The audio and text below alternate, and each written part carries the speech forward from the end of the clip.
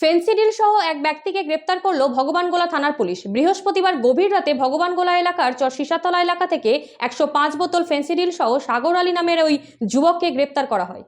Police সূত্রে খবর, গতকাল গভীর রাতে গোপন খবরের ভিত্তিতে ভগবানগোলার চর সিসাতলা এলাকায় হানা দেয় পুলিশ। তল্লাশি চালিয়ে 105 বোতল ফেন্সিডিল উদ্ধার করে। এর পাশাপাশি সাগর আলী নামের এক ব্যক্তিকে গ্রেপ্তার করে তারা। তবে আরও 3 জন ঘটনাস্থল থেকে চম্পট দেয়। সাগর আলী দীর্ঘদিন থেকে এই ব্যবসার সঙ্গে জড়িত বলে জানা গেছে।